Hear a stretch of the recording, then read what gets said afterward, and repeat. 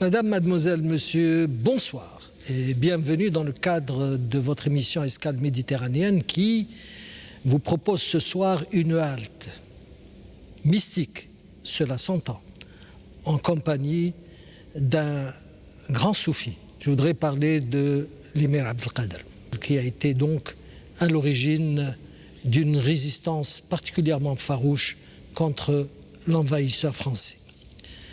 Pour parler de l'émir Abdelkader, de sa dimension soufie, mais aussi des tentatives de récupération de son action par les francs-maçons, j'ai invité ce soir au siège du musée central de l'armée Mostafa Cherif, philosophe et ambassadeur itinérant, portant donc le dialogue entre les religions et entre les peuples comme un credo.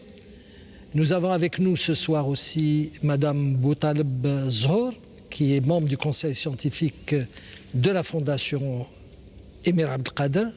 Avec nous, c'est Mohamed Taibi, qui est anthropologue, auteur de plusieurs ouvrages, député, et Slimane Benaziez, qui est donc journaliste et professeur à l'École supérieure de journalisme. Le décor étant planté au musée central de l'armée, je nous laisse donc avec Nassima. نبدأ بقطعة للأمير عبد القادر. أنا الحب والمحبوب والحب جملة، أنا العاشق المعشوق سرا وإعلانا.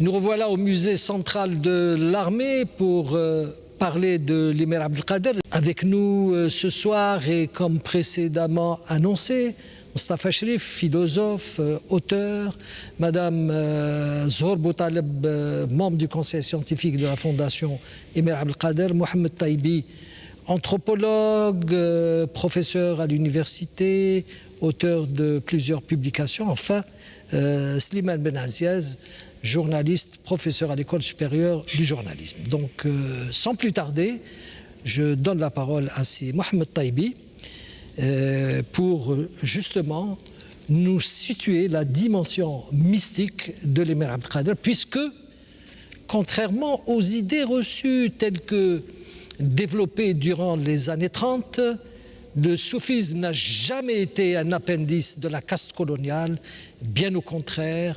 Grâce aux imams d'Alger, il a été le premier à s'opposer à l'invasion coloniale avant d'être rejoint par la suite par l'émir Abdelkader, Cheikh Bouamama, Cheikh Ahaddad, Lafatman Soumer, Cheikh Ben Yillis, qui ont donc contribué chacun à sa manière donc à une résistance farouche contre l'occupation coloniale. C'est Mohamed Taibi. À vous la parole. Merci beaucoup pour cette invitation. Vous le dites si bien, la tradition du soufisme algérien, et je parle du soufisme algérien, avait bien avant l'émir Abdelkader ses hommes d'envergure et même ses maîtres.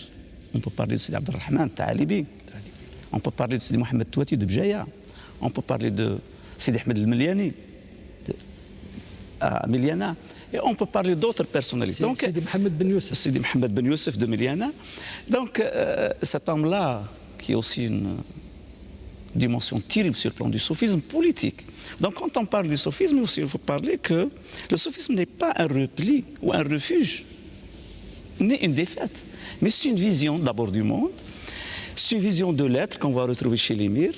Donc, l'émir, il se ressource de cet héritage lumineux. Et lui-même, en tant qu'émir, avant qu'il soit émir, est aussi engendré par deux imminentes ressources de la sainteté. Cheikh Mahiddin, qui est un saint, Cheikh Mahiddin, son père. Son père d'abord, oui. D'abord, qui est un saint connu et reconnu, grand savant de la mystique. Ce n'est pas uniquement un saint rituel. Cheikh Mahiddin, c'est un savant de la mystique et c'est lui qui a inculqué à l'émir les fondements théoriques du soufisme, particulièrement l'école d'Ibn Arabi. Deuxièmement, Lazour, qui est une femme auréolée de sainteté. C'était la maîtresse de l'émir, c'est elle qui lui a appris les fondements de la langue, de la tradition islamique. Et vous évoquez Cheikh Ibn Mahiddin, qui était, dès le début, la source et la ressource qui a établi ce lien qui va accompagner l'émir depuis le premier voyage qu'il a fait en Orient, et surtout à Bagdad, où il a rencontré les élites de la Qadiriya, et particulièrement le maître de Bagdad, à cette période qui gérait l'héritage de Sultan Salihin. Donc le soufisme, c'est d'abord pour l'émir en tant qu'être une dimension spirituelle. Le soufisme, c'est une norme de la gouvernance. Et quand on étudie un peu ses rapports avec ses généraux, les khulafa, on trouve cette âme-là de la pédagogie de la haqiqa. Et tous les khulafa de l'émir lui étaient fidèles. Ce n'est pas parce qu'il était un chef militaire, c'est parce qu'il était un chef spirituel. Ça, c'est très, très important. Donc, l'émir a un peu, de mon point de vue, engagé un processus de reconstruction sociale, politique et spirituelle de l'Algérie, qui, il faut le dire, que l'aboutissement du régime ottoman a engendré un état de démantèlement structurel, et dans mon livre je l'analyse, un état de démantèlement structurel du pays, et le pays avait perdu les liens.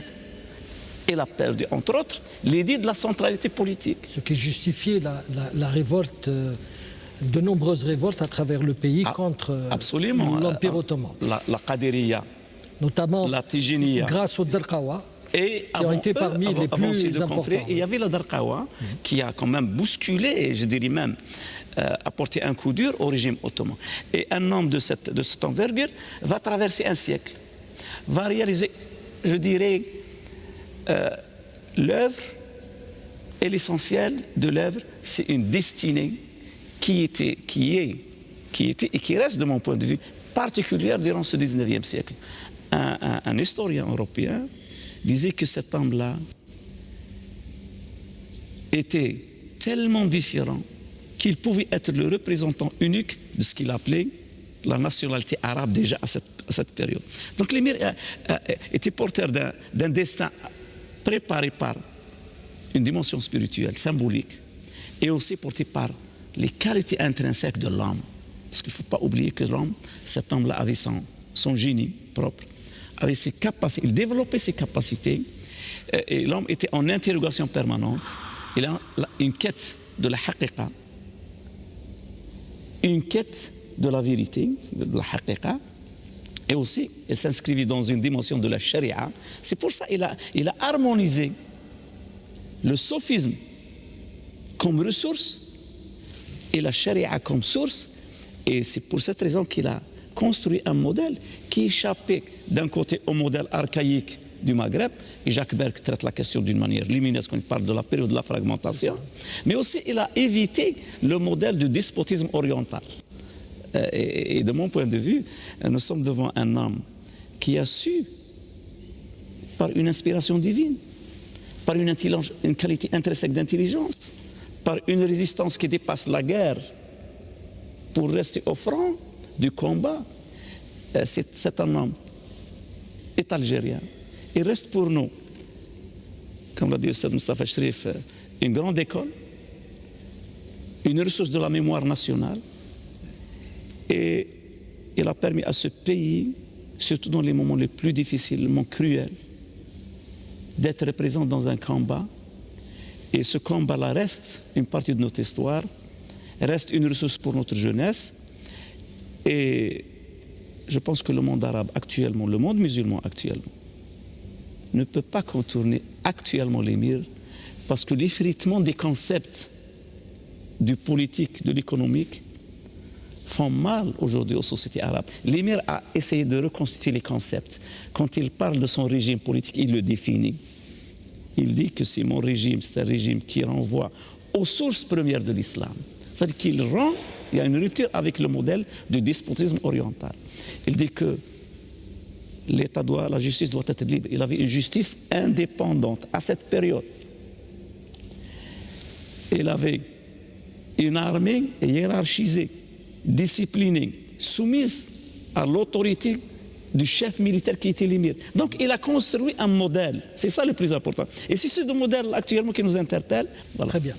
L'illumination soudaine étant ce qu'elle est, elle a permis au peuple de la région, du moins ceux qui se réclament de l'islam maghrébin, d'avoir une vision des choses saines, une vision des choses basée sur la tolérance. C'est ce qui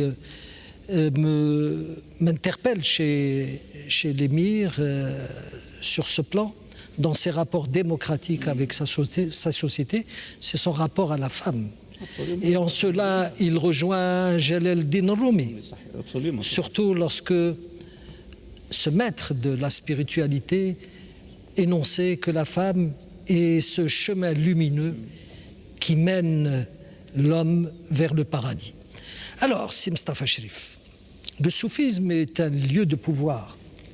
Le soufisme, les zawiyas de l'époque, étaient au service des plus déshérités, étaient au service de la démocratie, étaient au service de la libération plurielle. Il va sans dire que cette façon de procéder gênait beaucoup, notamment les Ottomans, puisque le peuple meurtri, exploité sans vergogne, ne trouvait refuge qu'auprès de zawiyas, ce qui avait fait que ces espaces deviennent des lieux de pouvoir d'abord courtisés et ensuite combattus par les Turcs et ensuite par les Français. En d'autres termes, le soufisme a été l'épine dorsale de la résistance culturelle qui s'est manifestée en Algérie, partant du principe que d'abord la prise de conscience est culturelle. Alors en quoi le soufisme a-t-il irrigué d'une manière efficiente, Mustafa Cherif, justement cette résistance culturelle à laquelle vous faites référence régulièrement? Les centres spirituels que sont les zawiyas ou les tariqas sont des centres de résistance. Ils ont irrigué de manière permanente ce maintien de la nationalité. Jacques Behr disait l'islam était la nationalité, le soufisme était la nationalité, l'identité, la personnalité du peuple algérien en particulier, du Maghreb en général et de l'Algérie en particulier. Il y a une sorte de géopolitique, de sociologie, de philosophie de ce que c'est être musulman en Algérie qui diffère, il faut le dire, d'un certain nombre d'autres modèles qui n'ont ni les institutions, ni les traditions de la communauté médiane du juste milieu, ni cette ouverture sur le monde.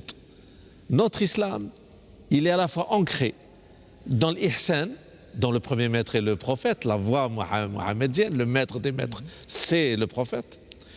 Il est ancré dans notre histoire de la résistance, puisqu'on a dit on a souvent agressé, donc on a été amené à prendre les armes pour défendre notre dignité, notre liberté. Mais il est lié à ce que j'appellerais une dimension universelle de ce que c'est vivre ensemble. L'émir a puisé, comme disait mon ami Oustad Mohamed Taïba, sur cette dimension spirituelle, la dimension essentielle, mais une dimension spirituelle qui est ouverte sur l'ensemble des traditions. Il savait que les apparences, les rites, les cultes, quelle que soit leur légitimité à partir de la charia, et c'est pour nous viser un autre destin. C'est le destin de l'Khalifa al-Ard, c'est être responsable de l'humanité, on est responsable. Il disait, au nom de mon soufisme, si les chrétiens et les musulmans m'entendaient, je ferai d'eux et des frères extérieurs et intérieurs. Il savait que l'humanité était l'essentiel et qu'il y avait 3 cercles exponentiels liés entre eux. Le cercle de la fraternité et des musulmans entre eux, le cercle de la fraternité avec Al-Kitab et des gens du livre, et le cercle de la fraternité avec l'ensemble des êtres humains. Il n'opposait pas les 3 différentes dimensions. Et il savait bien entendu que l'iman, qui est le 2e degré, était entre l'ihsan, le 3e et supérieur degré, c'est l'islam. Le soufisme, pour que les gens ne comprennent pas que ce soit une discipline à part, c'est tout simplement l'excellence, le bon comportement et le bel agir, l'exemplarité, qui fait que lorsque le prophète disait tu peux arriver au paradis avec prière, jeûne, hajj, zakat, mais si tu as violenté et ton voisin, tu n'entreras pas au paradis. Cette pédagogie simple, et puis c'est la quête du savoir, du respect de l'humanité et adorer Dieu. Et c'est d'abord connaître Dieu. Quelle est notre mission? Qu'est-ce que nous faisons ici? La finalité était pour l'émir l'essentiel. Il ne s'arrêtait pas, la fin ne justifie pas et les moyens. Il ne s'atterrait pas à des frontières, à des différences qui faisaient qu'il y avait des conflits et des litiges entre les individus et les groupes et les sociétés. Il a réhabilité un modèle civilisationnel. Il est en vérité, contrairement à ce que disent certains historiens, le père de la Nahda. Il y a eu d'autres hommes essentiels et dans la Nahda, Avrani, Abdou et d'autres. Mais il est le vrai père de la Nahda. Il est celui qui a compris que la confluence, l'isme, la rencontre entre les différentes traditions spirituelles, c'est la tradition primordiale. C'est Had al-Din al-Qayyim. C'est quelque chose qui dépasse l'ensemble des chemins. L'islam, Din al-Haq, mais en même temps, il n'exclut pas. Il vient rappeler, confirmer et dépasser sans exclure et ni annuler les autres expériences. D'où que l'ensemble aujourd'hui des peuples arabes et musulmans, mais aussi les musulmans et d'Occident, qui soient originaires de l'Occident ou qui soient de l'immigration de la rive sud, ont pour mission aujourd'hui de se souvenir, de se remémorer le modèle de l'émir. Sur le plan du soufisme, et je ferai une dernière remarque pour que la discussion continue, on disait il était Qadiriya, il était en même temps Cheikh al-Akbar, mais Chaziliya et Qadiriya, des Naqshbandiya. Il avait fait une synthèse de l'Masharib, de l'ensemble des sources, pour justement montrer, et lorsque après le combat, le petit combat de la lutte de la résistance, glorieux, mais dans la dimension du degré spirituel, le combat intérieur de s'élever pour créer une humanité vraie, Firar Hira est en train de rechercher le nom de l'excellence. Il savait que l'essentiel de l'âme, c'était cette responsabilité dans l'humanité, avec l'humanité, mais en créant des institutions. Ce n'était pas un rêveur. Il était dans la raison universelle, la raison islamique. Alors, Zhour Boutaleb, comment ressentez-vous l'importance accordée par l'émir à cette résistance culturelle et partant au rôle joué par la femme dans cette même résistance culturelle? D'abord, je vous remercie de l'invitation. Effectivement, si on revient tout au début de l'éducation de l'émir, et on dit bien que l'éducation commence par les femmes. Donc on dit quand on parle de la langue maternelle, et on parle de la mère patrie, donc tout ça revient toujours au mot mère. Et Lalla Zohra était une mère extraordinaire. Ça a été sa première éducatrice. L'a beaucoup entourée. L'émir Abdelkader a commencé à lire le Coran et c'était sa mère, son professeur. Donc était elle-même fille d'un grand érudit, Sidi Ibn Doura. N'est-ce pas? Si je me trompe, essayez de me... Donc voilà, Lalla Zohra était donc déjà issue d'une famille de soufis, issue d'une famille d'intellectuels, et donc elle a continué donc elle a formé l'émir Abdelkader, donc non seulement dans ses premiers pas dans la religion, et notamment a été quand même sa conseillère sur le plan politique, sur le plan, sur tous les plans. Donc elle était là. Effectivement, ce qu'on constate, et ce que moi-même j'ai toujours constaté, on parle de l'émir Abdelkader, oui, bien sûr, et toujours l'homme d'État, l'homme qui a été extraordinaire dans l'histoire de l'humanité, pas spécialement notre histoire algérienne, mais on ne parle pas assez des femmes, comme vous le dites, qui l'ont entourée, notamment Lalla Zohra, son épouse, également Lalla Khaira bint Sidi Ali Boutaleb, qui a été une femme extraordinaire, qui l'a beaucoup épaulée et qui a fait des choix, même douloureux. Leur exil, on ne parle pas de ces femmes-là qui étaient des bédouines, qui avaient donc d'abord vu le climat déjà. Elles étaient mascariennes, à Mascar, dans un climat quand même assez chaud, se retrouver enfermées, emprisonnées, donc déportées. D'ailleurs, des prisonniers en sont morts. Tout à fait. Il y a un cimetière donc à Ampoise, à Pau également. L'émir a perdu donc notamment plusieurs enfants. Il a perdu énormément une de ses épouses. Une de mes grands-mères est morte là-bas, la Khaira, donc la nièce de l'émir Abdelkader. Donc vous savez, je pense que la souffrance de ces femmes, on n'en parle pas assez. Et on ne parle pas assez de ces femmes qui ont beaucoup fait donc, pour la résistance algérienne. Il y a eu aussi le premier drapeau de l'émir, qui était le drapeau donc,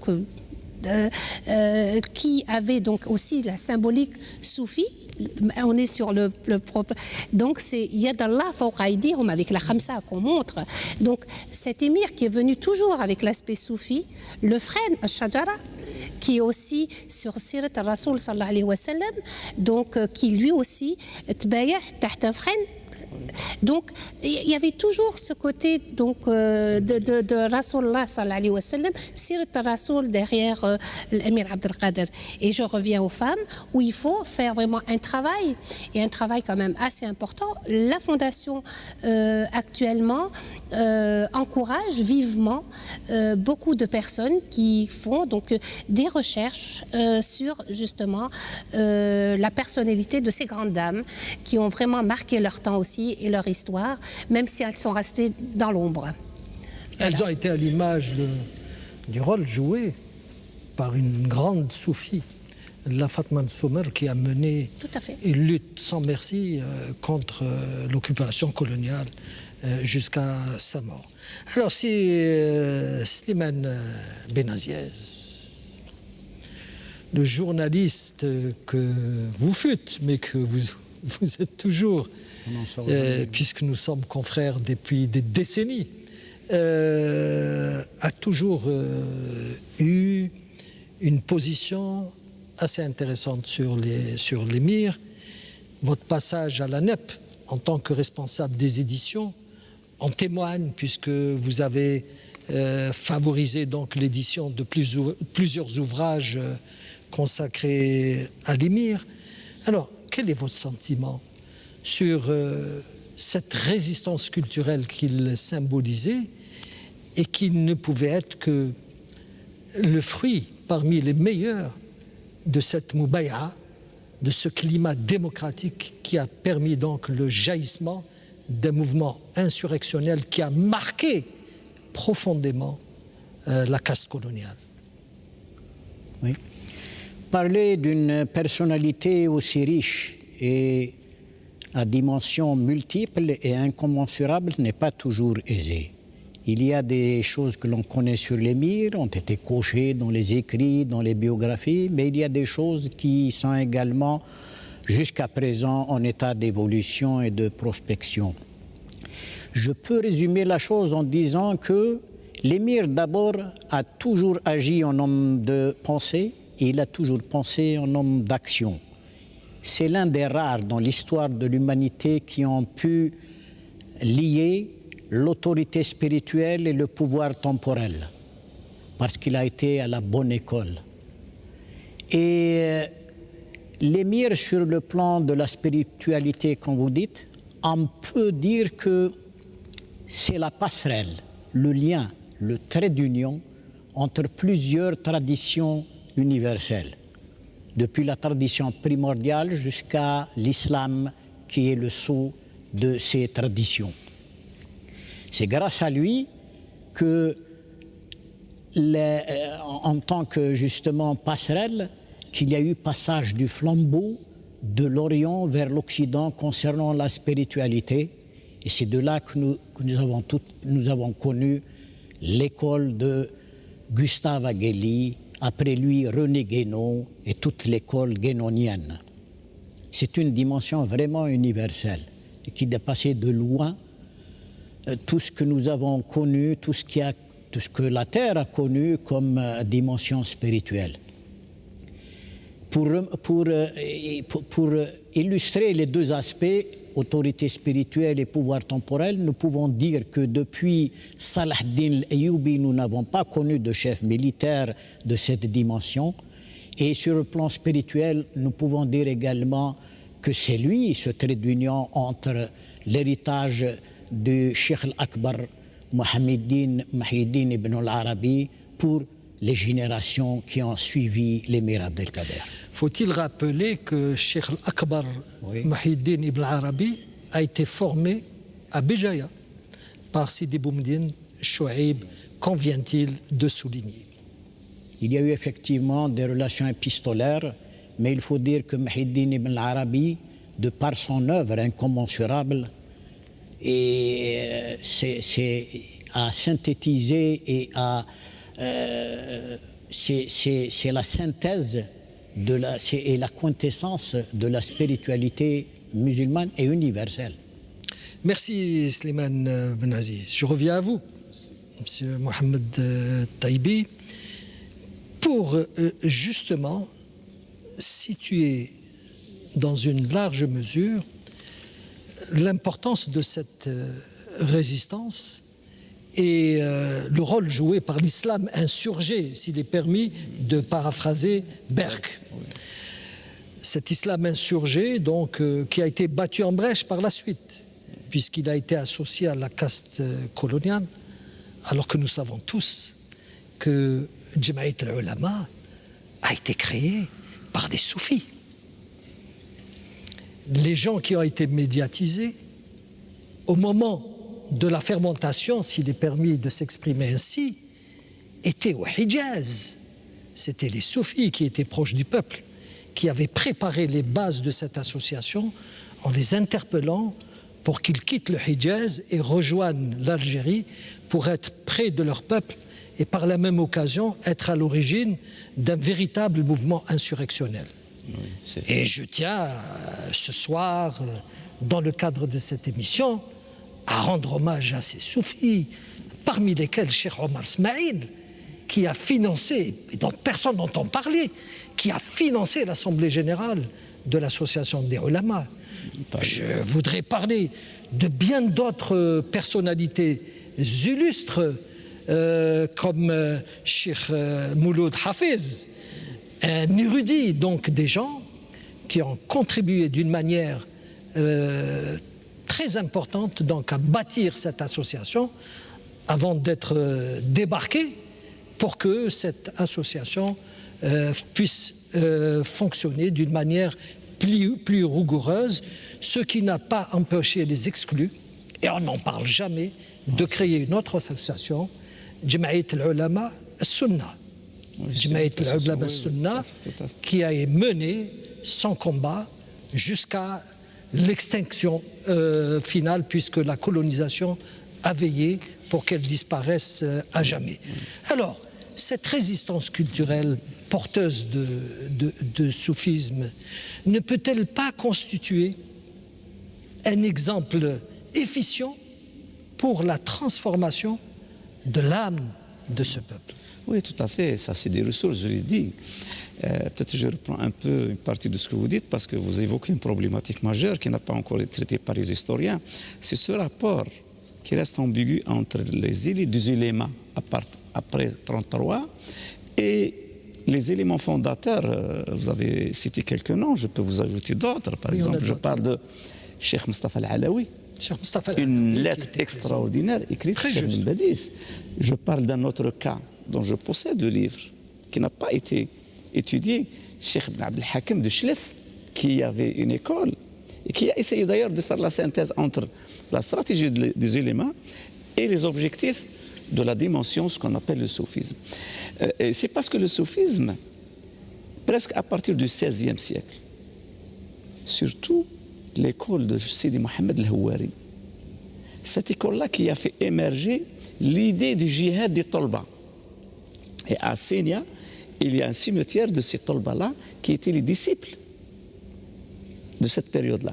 Donc le soufisme a accompagné 4 siècles de l'histoire du Maghreb et particulièrement de l'Algérie. Et si l'Algérie a pu résister 3 siècles aux conquêtes surtout espagnoles avant qu'apparaissent les ambitions françaises, c'est grâce d'abord à ces ordres de l'âme et de la société. Et si vous faites un voyage sur la côte algérienne, qu'est-ce que vous découvrez? Vous découvrez des mausolées qu'on appelle les Sid el-Bahri. Ces Sid el-Bahri-là constituent l'avant-garde des combattants des Ribatat, surtout dans la région de Tnis, il reste encore, la région d'Oran, la région de Hunayn. Donc vous voyez, quand on parle du soufisme, on ne parle pas uniquement d'un rite, on parle d'un ordre, d'un projet, d'une histoire. Et je l'ai dit, Mustafa, c'est une géopolitique de 6 siècles. Et quand les Français sont arrivés, ils avaient en face d'eux cette puissance. Donc vous voyez, quand on parle aussi de ces ordres-là, les écrits de ce 19e siècle ne se concentrent que sur la méthode de démanteler les ordres qu'on appelait confrériques. Et les Français n'ont eu de paix globale que quand ils sont arrivés à démanteler et à décapiter les têtes pensantes. On parle par exemple les révoltes du Sud, toutes les révoltes, toutes les révolutions. D'ailleurs, vous me rappelez quelque chose, oui. Une soutenance à laquelle j'ai assisté à l'université Paris 8 en France, d'une Marocaine, oui. sur la guerre que se livraient l'émir Abdelkader et la tariqa Tijaniya. Oui, absolument. Oh. Et ça relève de cette dynamique impulsée par la caste coloniale. Absolument. Pour diviser le peuple algérien. Parce que la Tijaniya à cette période-là était très puissante. Elle était très puissante. Parce qu'elle est algérienne. Elle est algérienne. Par l'histoire, oui. Mais aussi par autre chose. C'est que Sidi Ahmed Tijani, c'est le seul homme dans le domaine du soufisme qui a reçu Khatm al-Wilaya. C'est le seul. Et il a été formé à Sidi Abdelrahman Taalibi à Alger. Absolument.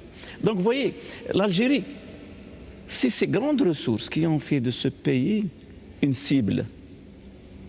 Et le travail qui a été mené pour le démantèlement de cette source a été immense par les services de l'administration colonialiste.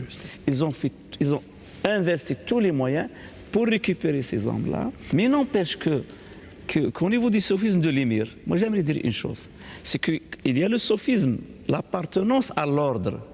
Ça ne veut pas dire qu'on est sophique si on est dans l'ordre du sophisme.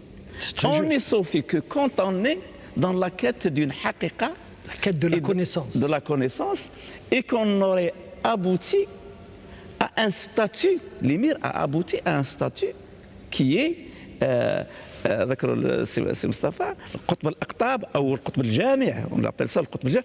Donc l'émir il a un itinéraire purement initiatique dans le domaine de la haqiqa et qu'il a abouti. Il a aussi utilisé son itinéraire historique pour construire l'envergure de l'image, parce qu'on est en face d'un homme qui a une architecture multiple. Et cet aspect-là, on va peut-être revenir, c'est cette dimension, ce blindage symbolique qui lui a permis un peu de négocier durant les épreuves les plus difficiles avec les Turcs, il a bien négocié, avec les Orientaux et particulièrement les Égyptiens. On parle peu du rapport entre l'émir et l'Égypte. C'est un rapport aussi, peut-être on évoquera un jour. Mais le plus important, je pense que le blindage symbolique de l'émir... Ce n'est pas sans raison s'il avait assisté à l'époque à l'inauguration du canal de Suez. Et pas uniquement assisté. Et il a été l'un des défenseurs de l'idée parce que les sultans d'Orient voyaient dans l'arrivée des bateaux et de la technologie une bid'a, comme certains l'ont vu au XVIIe siècle en Algérie, quand les bateaux à vapeur commençaient à venir sur la côte oranaise. Beaucoup de fuqaha de Tlemcen et même d'Alger, qui n'étaient pas dans l'ordre de la démonstration, ont interdit l'usage des bateaux à vapeur parce qu'il y avait une machine et la machine était une bid'a. Donc l'émir se battait sur plusieurs fronts. C'est pour ça, quand on l'aborde, il faut être vraiment outillé sur le plan des concepts et je pense qu'il restera pour nous un chantier ouvert. Merci. Ouvrir une parenthèse. Oui, bien sûr. Faites. Oui, vous avez soulevé tout à l'heure, si Mohamed Taïbi parlait de la Tijaniya, qui était un ordre initiatique extrêmement puissant. Absolument. Mais l'énigme de cette lutte entre la Tijaniya et un autre enfant de la Zawiya, la Qadriya, qui est l'émir Abdelkader, a été levée quand on a trouvé une correspondance de l'émir au chef de la Tijaniya à l'époque, où il explicitait clairement qu'il disait qu'il était induit en erreur par de fausses informations et que c'était surtout cela, oui. Et l'émir étant d'une honnêteté intellectuelle tout autre, qui sortait de l'ordinaire, même après la bataille, c'est en exil qu'il a écrit cette lettre. Il a reconnu qu'il avait été... Absolument. Et ça, c'était le fait de la caste coloniale. Et ça levait coloniale. l'énigme, parce qu'on dit deux Zaouiettes qui s'affrontaient à quelque chose qui est Et la thèse soutenue justement à Paris 8 n'a pas du tout souligné cet aspect du problème. Pour les téléspectateurs, ils peuvent trouver la lettre qui a été publiée d'abord par Sibou Alam Messeh dans son ouvrage Émir Abdelkader, vaincu mais triomphant. Oui. Et il a donné même la traduction. C'est une édition de la NEP. De la NEP, oui. Toujours, oui. Oui. Et ensuite, c'était une énigme depuis longtemps parce que ces deux Zaouiyat sont toutes les deux régulières, aussi bien la Tijaniya que la Qadariya. Tout le monde le sait. Alors, si Mustafa Cherif, on peut dire que l'émir Abdelkader a échappé au sort qui a été réservé à Al-Hallaj. Oui. Indiscutablement. Il était à la quête de la connaissance, de la raison. Al-Hallaj a été crucifié. De la même manière que Ibn Khamis, le poète tlemcenien, a été assassiné alors qu'il faisait sa prière par des intolérants, par des gens qui ne maîtrisaient pas en réalité la religion, par des gens qui utilisaient la religion au service, bien sûr, des pouvoirs dominants. Alors, ce personnage qui a eu donc l'honneur de refuser d'être instrumentalisé par Napoléon III, surtout lorsqu'il lui proposa de devenir le roi du royaume arabe, ce personnage qui a refusé d'abdiquer, de renoncer à ses idées, qu'il a continué à perpétuer grâce à ses écrits,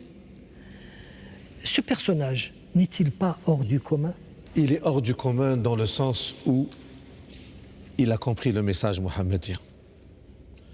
Il a compris que l'islam se veut la religion de l'excellence, et si elle se veut de l'excellence, parce qu'elle n'exclut pas, elle ne méprise pas, elle n'humilie pas l'autre, et qu'elle défend sa dignité de manière à construire une civilisation. Il a compris que la civilisation ne pouvait être que commune et universelle avec les temps modernes qui se préparaient. Il a donc à la fois organisé la résistance dans la construction d'un État moderne et et ce n'est pas peu dire, de telle manière à ce que les liens sociaux se perpétuent à partir d'une âme. Il savait qu'il fallait un moteur, une source. Et cette source, c'est le degré le plus élevé de l'islam qui s'appelle le soufisme ou l'ihsan.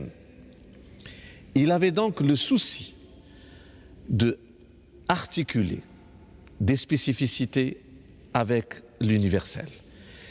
Et il avait réussi à, en vérité, battre l'ensemble des préjugés qu'il y avait sur les Arabes et les musulmans. Le miroir déformant, l'image fausse que l'Occident s'est fait depuis des siècles et sur l'islam, il a remis en question. Et c'est cela le grand combat, c'est de remettre en question, de donner à penser l'ensemble des interrogations et des pensées, des impasses dans lesquelles se retrouve l'autre. Et c'est le combat aujourd'hui. Il a compris en même temps que nous avions affaire à un mauvais Orient comme à un mauvais Occident et qu'il fallait dépasser les archaïsmes des uns et des autres, quelle que soit leur énergie, leur qualité, leur patrimoine. L'Orient a un grand patrimoine, l'Égypte ou autre. Mais les archaïsmes, la vision à courte vue. Et lorsque vous parlez de la Jam'iyat Sikh al-Ulama, je partage tout à fait ce que vous dites et j'apporte un élément en plus.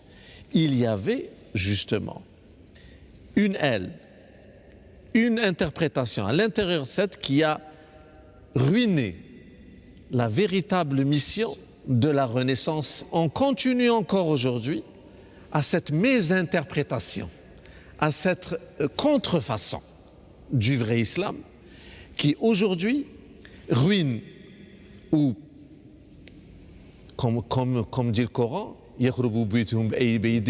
ils détruisent leur demeure de leurs propres mains parce qu'ils sont à contresens. Nous sommes dans un contresens.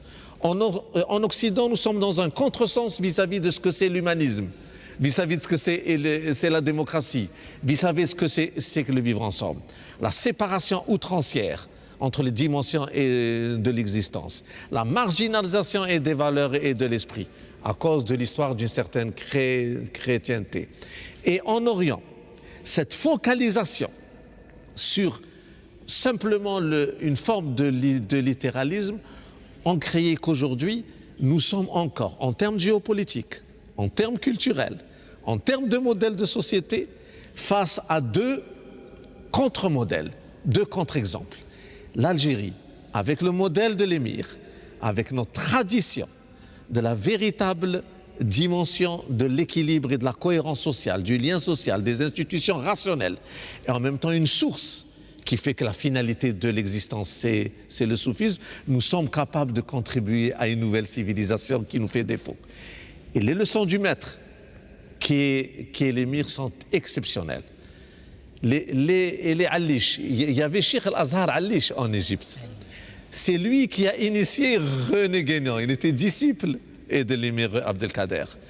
Et nous sommes aujourd'hui dans la nécessité de dépasser des faux dilemmes. Certains veulent nous couper de nos origines et certains veulent nous couper du progrès universel, alors que l'émir savait qu'ils étaient indissociables, qu'il nous faut, à partir d'une source fondamentale, qui est la voie mohammedienne, capable de faire cet État moderne, cette société puissance productrice de richesses et d'idées. Et l'Algérie est capable, elle a ses repères. Alors moi, je voudrais proposer une nouvelle piste. On a dit à juste titre que l'émir est quelque part le précurseur de la Convention de Genève sur les prisonniers de guerre. Moi, j'ajouterais qu'il est aussi le précurseur de toutes les actions à mener pour éviter le choc des civilisations. Pour lui, le concept de choc de civilisation ne pouvait pas être ni un sens constructif dans l'histoire de l'humanité, mais aussi une méthode d'approche comme elle a été exposée par celui qui a écrit Le choc des civilisations. Donc notre émir cultivait quelque chose qui ressemblait à ce jardin qui liait les continents.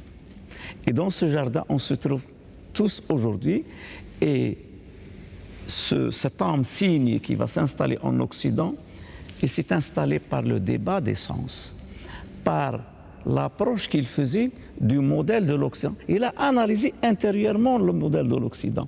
Et dans une lettre, d'ailleurs, vous parlez de la démocratie, et quand les Français ont destitué le roi français, il a été malmené et torturé. Il a écrit une lettre au Premier ministre. Il leur dit, vous faites ça à votre roi, vous qui vous a permis de conquérir le monde, vous lui faites ça. Il n'a pas accepté le sort subi par le roi. Donc l'homme était vigilant vis-à-vis de la pratique humaine au-delà de toute religion. Donc pour lui éliminer la religion, qu'est-ce que c'est? Tout simplement, c'est le bien. C'est le ihsan en sophisme, mais aussi le modèle de la justice universelle. C'est pour ça qu'il parle de haqq al-insaniya. Ce n'est pas le droit de l'homme. Oui, oui. Le droit de la insaniya, c'est-à-dire, on traduit ça l'humanité, le droit. Ça, c'est des traductions. Mais dans l'esprit de l'émir, haqq al-insaniya, il ne faut pas que l'humanité, au-delà de ses différences culturelles, de différences religieuses, il ne faut pas qu'elle déborde de son champ qui est l'essence d'elle-même, qui est l'humain. Donc lui, il ne parle pas de l'homme, mais il parle de l'humain. Et peut-être on parlera quand on discutera son rapport avec la franc-maçonnerie. La franc-maçonnerie. Et moi, ce qui m'a poussé donc à parler de cette piste, c'est la fameuse lettre qu'il avait adressée au roi Louis-Philippe, lui disant ceci: au lieu de m'envoyer tes troupes pour assassiner, pour couper des têtes, envoie-moi tes ingénieurs et tes techniciens pour qu'ensemble nous puissions construire l'humanité de demain. Une humanité basée sur le respect des religions, une humanité basée sur la liberté de croyance, comme il le disait souvent. Et le dernier acte qu'il avait joué, c'était à l'occasion du sauvetage des 12 000 chrétiens à Damas en 1860. Sans plus tarder, je nous propose maintenant un morceau de musique soufi. Je vous laisse avec Nassima.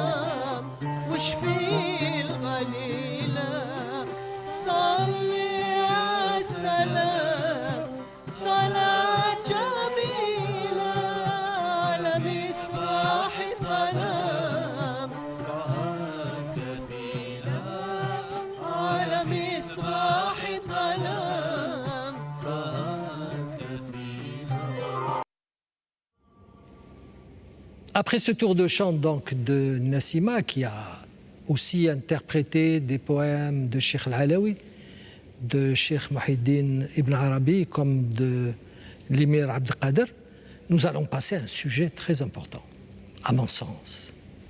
Un sujet qui a donc fait couler beaucoup d'encre.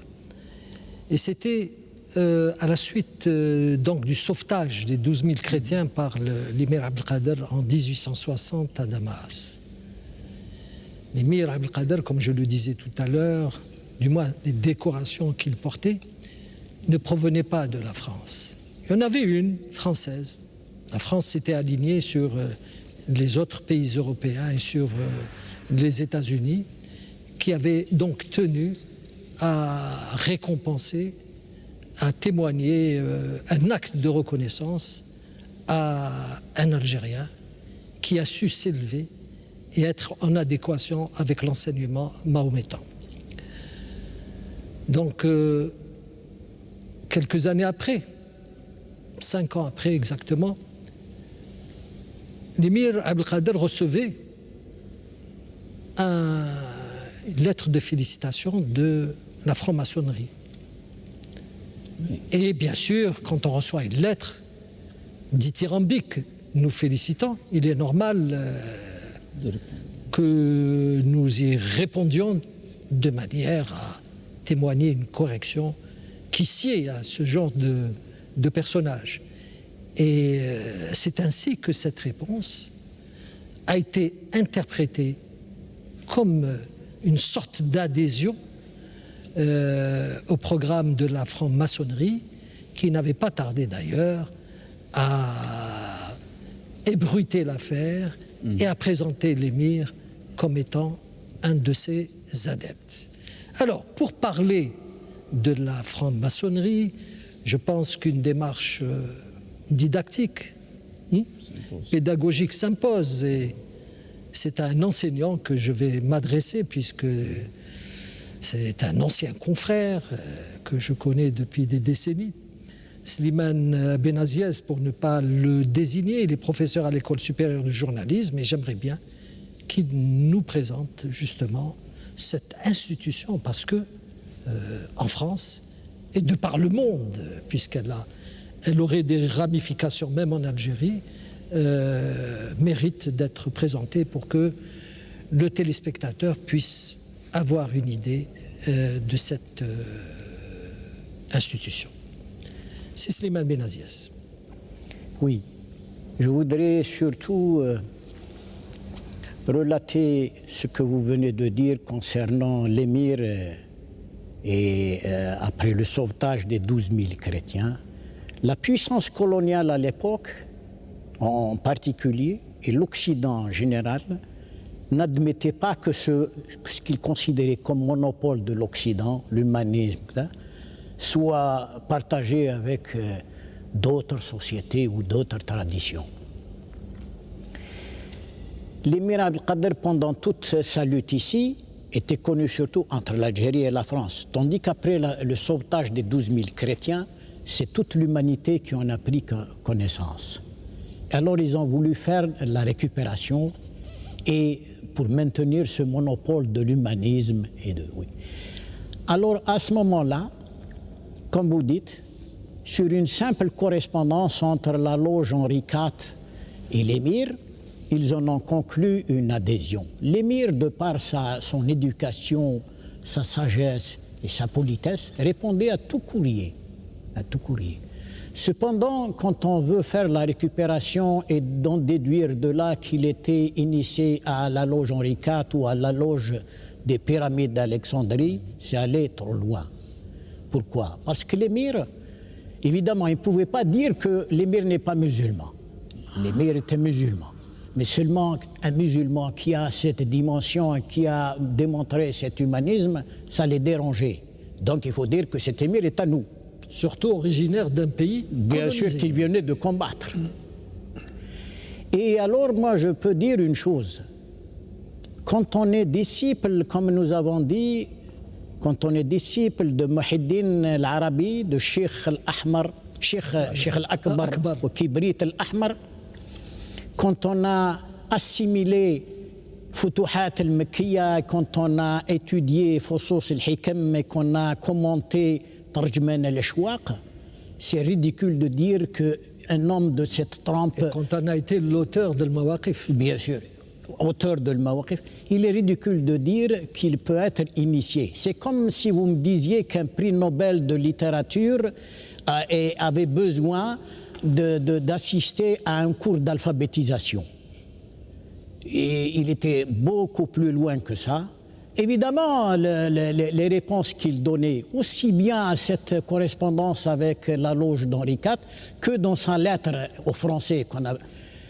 La lettre aux Français, en réalité, c'était un autre titre, Dhikra al-Aqil li tanbih al-Ghafil, oui, où il montrait. Alors, il ne pouvait pas gober le fait que l'émir soit au-delà et de quelle manière grandement, de façon universelle, oui.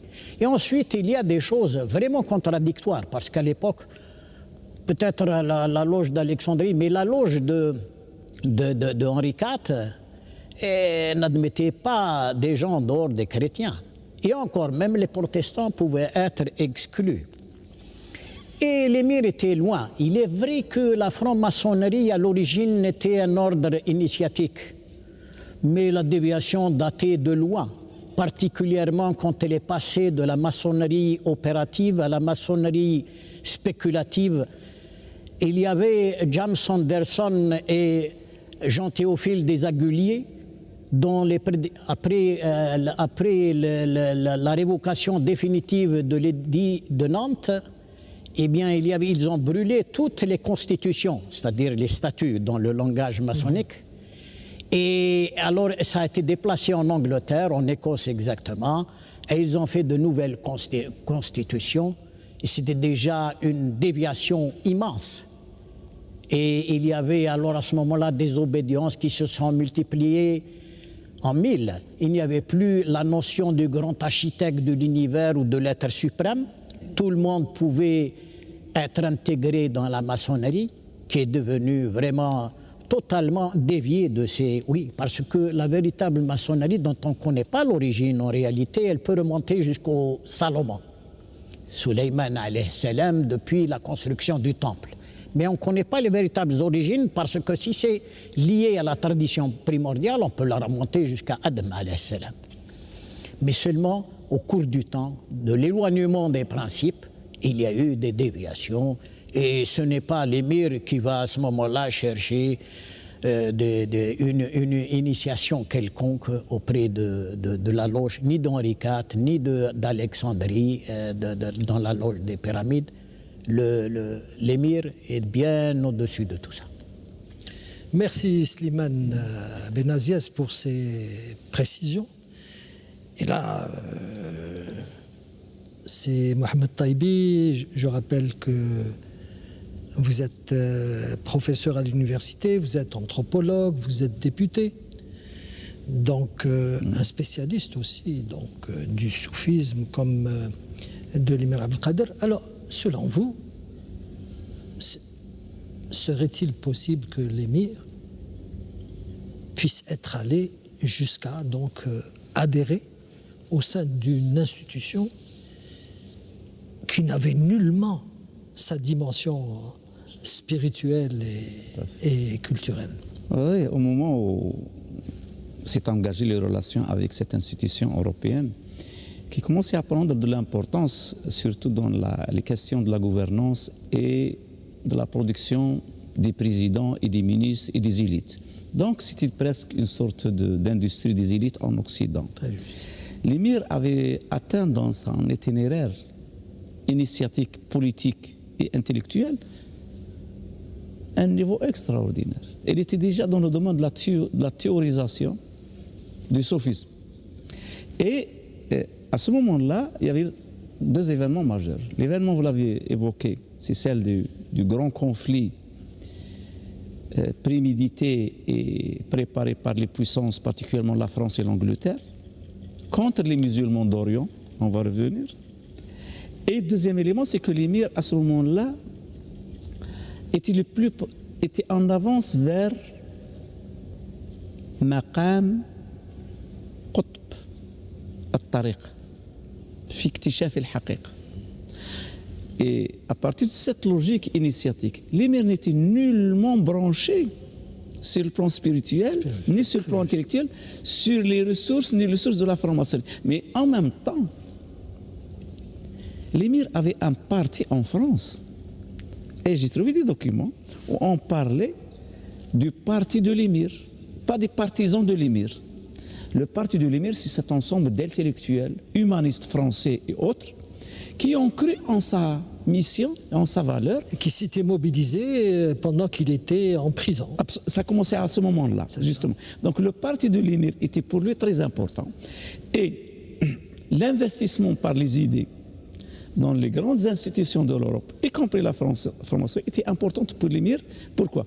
D'abord pour préserver l'image qu'il avait acquise dans sa position et dans son effort pour protéger les chrétiens d'Orient. C'est d'abord ça. Deuxième élément, l'émir était resté un enjeu symbolique pour l'Algérie. Quand on parle de l'émir, on parle automatiquement d'un pays colonisé qui a un roi qui vit à l'extérieur de son territoire. Donc les Français étaient à tout moment gênés. Et je vous dis une chose, les services français n'ont jamais laissé l'émir tranquille, étaient à chaque instant surveillés. Donc l'émir négocie tous ces enjeux-là et la franc-maçonnerie était pour lui nécessaire, non pas comme une école de spiritualité, mais comme une institution de négociation pour négocier une place, parce que tous ceux qui avaient un rapport avec la franc-maçonnerie avaient une certaine puissance. Donc il a fait des correspondances, il a écrit à cette institution un ensemble de textes, on lui a écrit aussi, mais l'ensemble des débats c'était quoi?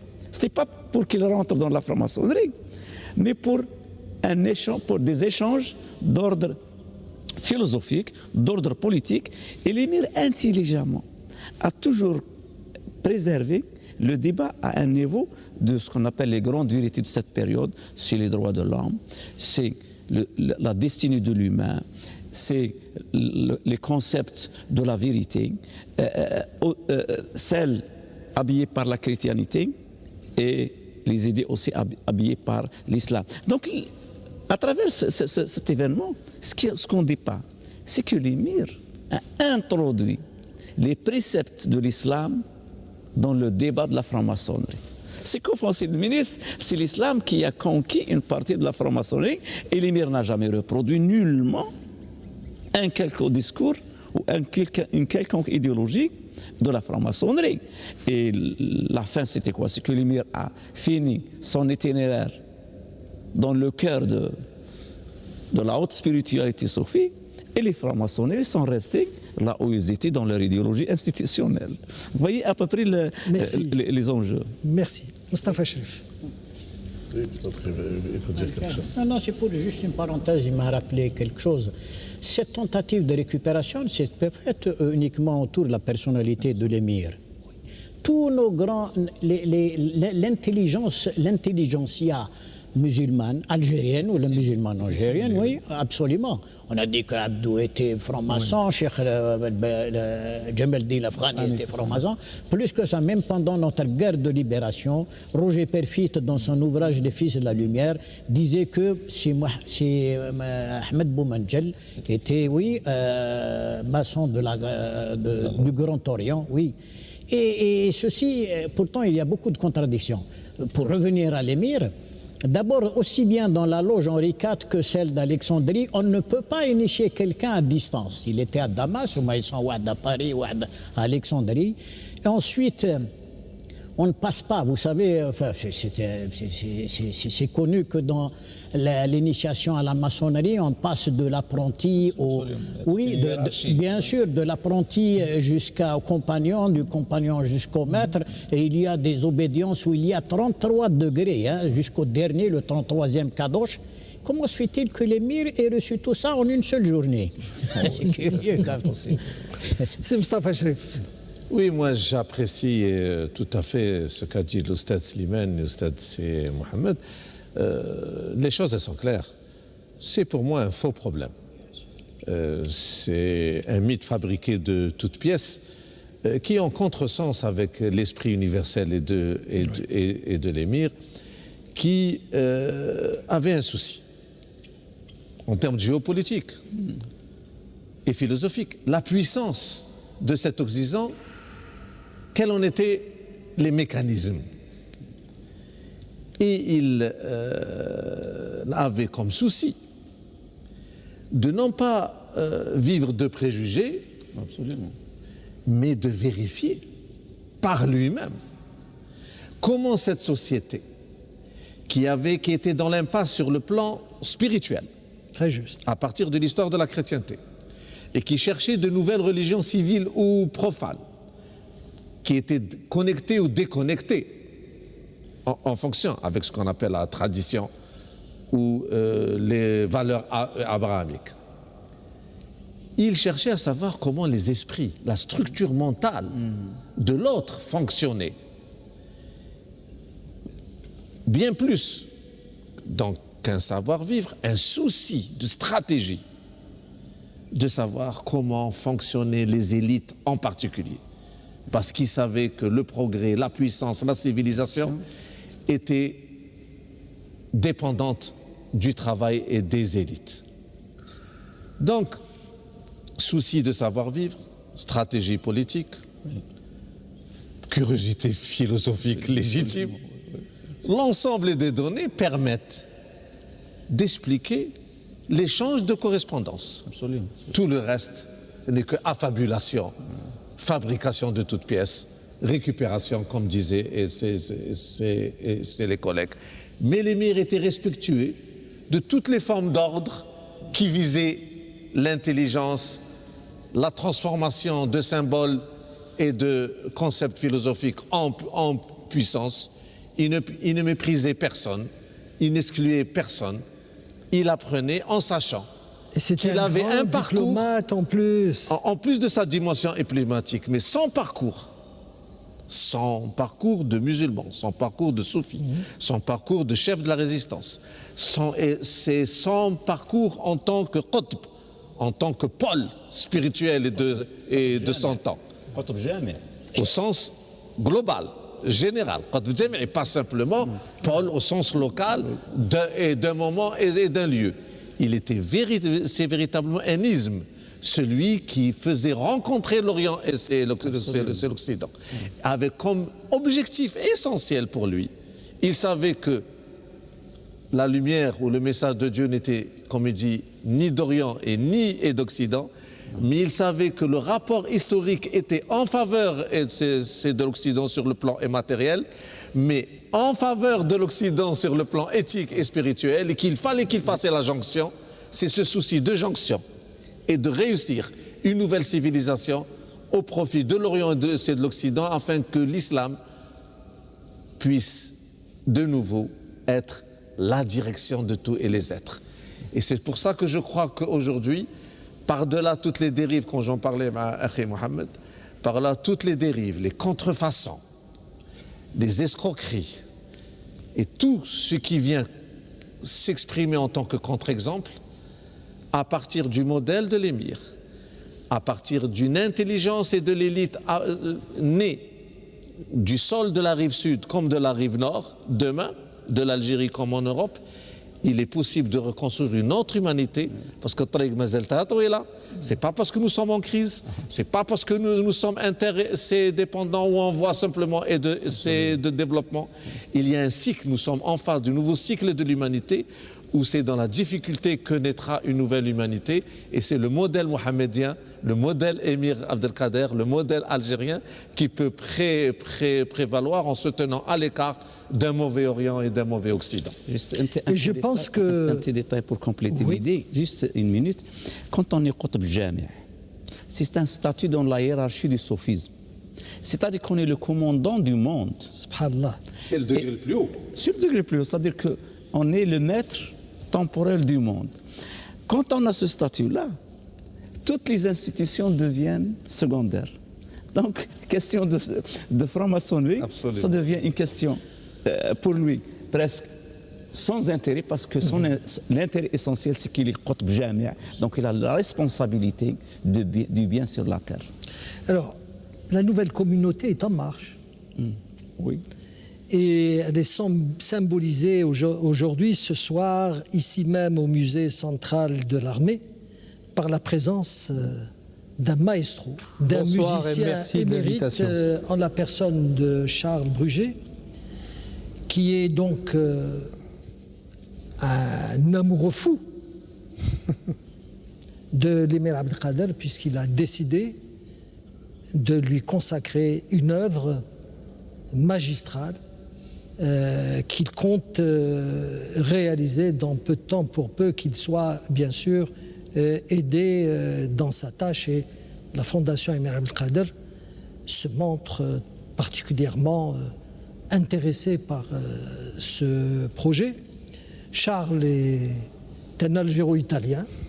On ne parle pas des Algériens d'origine italienne chez nous.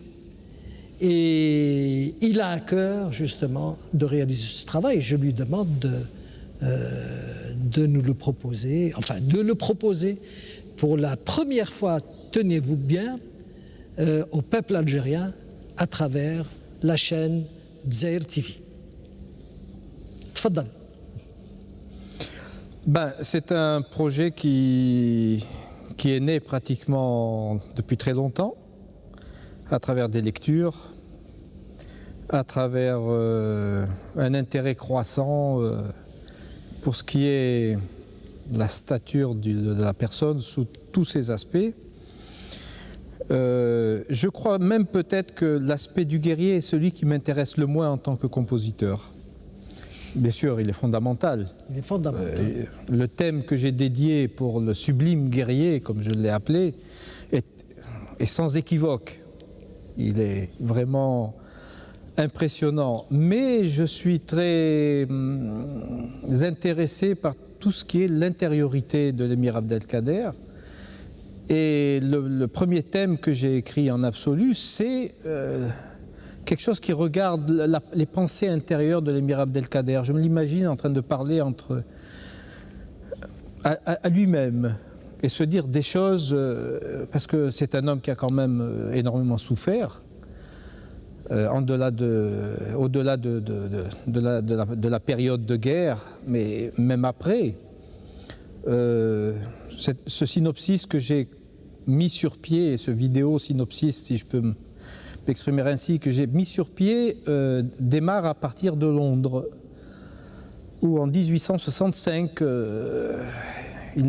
lui, c'était un passionné de la modernité, donc il allait à Paris visiter l'exposition universelle. Il est allé aussi au Crystal Palace en août 1865, et il est reparti déçu 5 ans après avoir été au centre de l'attention pour avoir sauvé. Je crois que cette histoire du sauvetage des chrétiens va devenir une histoire mondiale, parce que même dans le projet qui est en cours avec le ministère de la Culture, on démarre avec ça. Et donc il a quitté Londres dans l'indifférence. Ça l'a beaucoup touché parce que, enfin, c'était un homme qui avait démontré à l'humanité d'être vraiment au-dessus de tout. Il avait été très apprécié. Abraham Lincoln lui avait envoyé... enfin, il y a des articles de journaux, il y a des lettres qui sont absolument claires en ce qui concerne l'estime qu'avaient tous ces personnages pour l'émir Abdelkader, et notamment ceux qui l'avaient combattu sur le champ, parce que Bugeaud, qui était une fripouille absolue, excusez-moi le terme, a quand même reconnu qu'il avait eu en face... Il avait dit, il n'y a que l'islam qui peut produire des personnages de ce genre. Donc, notre grand émir quitte Londres en 1865, accompagné par le consul de France à Damas. Et je me l'imagine durant tout ce trajet vers le retour à Damas, en train de parler et de raconter un petit peu, mais comme une discussion intérieure, plus qu'un conte. Et on arrive au moment où, bien sûr, il est le grand sublime guerrier. Il fait tout son parcours de ses 17 ans de résistance en combattant pratiquement je dirais pas seul, mais enfin, c'était le nom de l'émir Abdelkader contre cette machine infernale française. Et bon, le djihad se termine et l'élément fondamental qui suit dans mon vidéo synopsis, c'est Leila Zohra. Et j'ai dédié vraiment un thème à cette femme. Et je crois que l'émir Abdelkader, dans les moments de solitude, entre guillemets, dans les moments de tristesse, il devait très souvent penser à sa mère, parce que vous le savez aussi bien que moi, nous, Méditerranéens, nous sommes très attachés. Voilà. Et lui avait cet attachement formidable à sa mère, et sa mère était sa conseillère, et je pense que c'était même beaucoup plus que ça, à part tout ce qu'elle a été sur le plan de l'éducation, enfin tout ce qu'on a pu entendre jusqu'à maintenant. J'ai aussi souligné le soufisme dans mon vidéo synopsis, en essayant de trouver des chants soufis qui puissent arriver facilement à l'oreille des Occidentaux. Même si je disais tout à l'heure à mon cher collègue que les Maghrébins, au fond, sont des Occidentaux. C'est l'Occident musulman. Voilà, ce sont des Occidentaux. C'est l'Occident. Et donc, on peut être au nord, au sud, mais la trace sur le globe, l'Orient est d'un côté et l'Occident est de l'autre. Donc, voilà. Et donc, pour amener les Occidentaux à comprendre un petit peu les chants liturgiques soufis, qui, à mon avis, sont magnifiques, sont extrêmement beaux. J'ai été étonné non seulement d'entendre ces chants, on en trouve beaucoup sur YouTube, mais j'ai vu je suis tombé sur des vidéos où j'ai vu des personnes dans les zaouïas, chanter avec une lueur de bonheur sur le visage qui m'a vraiment laissé, qui m'a vraiment impressionné. On dit en arabe nour. Qui m'a impressionné vraiment positivement. Et je me suis dit, c'est dommage quand même que ces choses-là ne... Alors je me suis approprié, entre guillemets, d'un chant liturgique que j'ai, disons, pas harmonisé, parce que la musique arabe ne s'harmonise pas, que j'ai arrangé. Et il fait aussi partie de ce vidéo. Bon, bien sûr, la dernière partie, c'est l'émir en exil, l'émir qui respecte la parole donnée à Napoléon III, l'émir qui ensuite peut se consacrer définitivement à l'écriture, à la théologie, à Alors, tout ce qui est... avec votre permission, à la fin de l'émission, nous allons passer quelques extraits de votre vidéoclip. Bien sûr. Mais je voudrais interpeller mon ami Slimane Benaziez, qui tout à l'heure m'avait cité le nom d'un auteur, Hamza Ben Issa, un auteur qui a écrit un livre intitulé L'émir Abdelkader et la maçonnerie. Alors qu'en est-il exactement, si vous pouvez succinctement nous présenter l'ouvrage? C'est extrêmement simple. Si Hamza Ben Issa, c'est un peu la lignée également de René Guénon. Il y a beaucoup d'écrits, des dizaines de milliers d'écrits sur la maçonnerie. Mais je crois que le mot, il y a du vrai, du faux, comme disait Sim Mustafa, Chérif, il y a du folklore. Pour les gens qui sont intéressés, surtout les jeunes, le dernier mot et le plus édifiant, c'est l'ouvrage de René Guénon, justement, La franc-maçonnerie et le compagnonnage en 2 volumes. Et puis, puisque notre ami est là également, ils peuvent consulter des auteurs italiens, parce qu'avec l'Italie, nous avons beaucoup de... Italiano vero. Il y a deux auteurs, disons, orientalistes, Salvatore Bono et Francisco Gabrielli, qui ont consacré des choses merveilleuses à l'islam. Mais celui qui s'est intéressé au problème de l'initiation, c'était un disciple de René Guénon, c'est Julius Evola. Dans plusieurs de ses ouvrages, il y avait Chevaucher le tigre, La révolte contre le monde moderne et L'arc et la massue. de Julius Evola. Alors, cela, on peut se fier concernant aussi bien la maçonnerie que le compagnonnage et que les carbonneries et tout le reste, de tout ce qui est occulte, pour mettre fin définitivement à tout ce qui est folklorique. Alors, il y a bien sûr le ministère de la Culture qui a réalisé, qui a favorisé l'édition de plusieurs ouvrages sur l'émir Abdelkader, une initiative qu'il y a lieu de féliciter, surtout que parallèlement, la Fondation Émir Abdelkader continue donc à éditer, bon gré mal gré, des ouvrages et des publications, parmi lesquels la revue itinéraire qu'elle édite depuis plusieurs années déjà. Le cinéma s'intéresse aussi à l'émir Abdelkader. Ce ne sont pas des réalisateurs algériens qui vont enfin réaliser le film. Et ni l'Khdar Hamina, ni Ben Ammar Bakhti n'auront le privilège de tourner un film sur l'émir Abdelkader. C'est un cinéaste américain peu connu, qui a été retenu sur la base d'un scénario écrit par un auteur français, et Ben Khashnaoui, qui est un spécialiste du soufisme au niveau du Centre de recherche anthropologique, historique et culturelle. Donc voilà, il y a des choses qui vont se faire.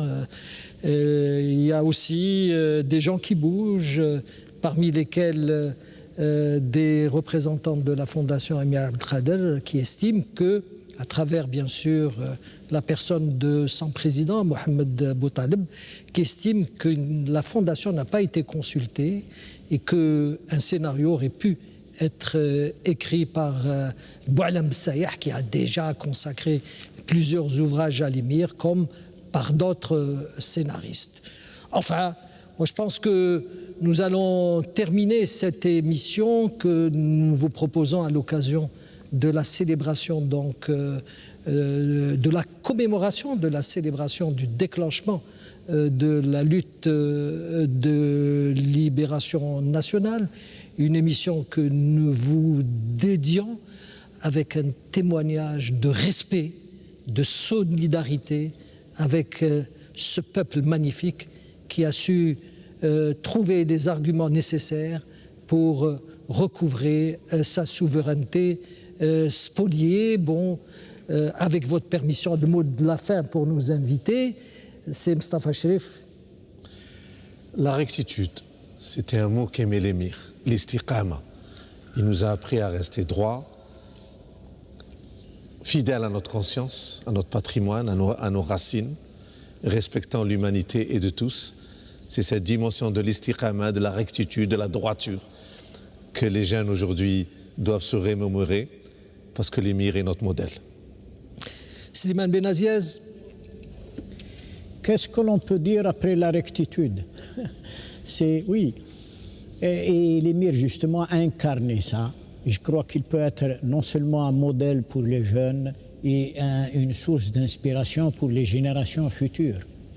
Oui. Et parce qu'une stature de cette dimension ne se retrouve pas tous les siècles dans l'histoire, à travers l'histoire de l'humanité. Et c'est en ce sens qu'il est également un pôle jami'i, qutb al-jami'i. C'est Mohamed Taibi. Oui, donc, moi je vous dis une chose. Il est difficile de conclure après Mustafa Cherif. Oui, certainement. Ce que je peux vous dire à travers mon rapport avec l'émir, c'est que quand vous êtes habité par l'émir, vous voyez encore plus grand l'univers de la haqiqa. L'émir ne nous n'appartient pas uniquement aux Algériens. Donc c'est un astre de l'humain, de l'humanité. Et il nous a tellement donné, et il nous donne toujours l'émir comme source et comme ressource de notre conscience, tant nationale que de notre conscience humaine. Donc l'émir, il restera pour nous un capital inépuisable. Mais seulement, il faudrait que ce que se dégage de cette conscience, de cette image, de cette icône, vous parlez du cinéma, vous savez, traiter une icône de l'ampleur de l'émir au cinéma, c'est une nécessité, certes, c'est un besoin, certes, mais restituer et reconstituer par l'image cette âme, cet esprit, cette symbolique, cette œuvre, c'est pari risqué et qui demande, de mon point de vue, non seulement le professionnalisme du cinéaste, mais aussi la préservation de cette symbolique parce qu'elle va être reconduite dans l'histoire. Et je pense que nous sommes responsables devant ce choix, parce que la question n'est pas uniquement une affaire de film, mais une affaire de conscience et de symbole, et nous sommes tenus de défendre cette symbolique. Merci Mohamed Taïbi, merci Mustafa Cherif, Charles, merci Slimane Benaziez, merci, merci surtout Zhour Boutaleb qui a rendu possible cette émission. Je suis fier de l'avoir réalisée avec mon équipe ici même au musée central de l'armée, parce que je considère que l'ANP est la digne héritière et continuatrice des mouvements insurrectionnels déclenchés en Algérie pour le recouvrement de la souveraineté nationale depuis 1830 jusqu'au 1er novembre 1954, date à laquelle le Front de libération nationale avait décidé de faire voler en éclats tous les verrous pour libérer le pays. Merci à vous, madame, mademoiselle, monsieur. Je vous donne rendez-vous dans 14 jours dans le cadre d'une nouvelle escale de votre émission, Escale méditerranéenne. Au revoir, bien sûr, comme promis, quelques extraits du vidéoclip de notre ami Charles Bruget. Au revoir.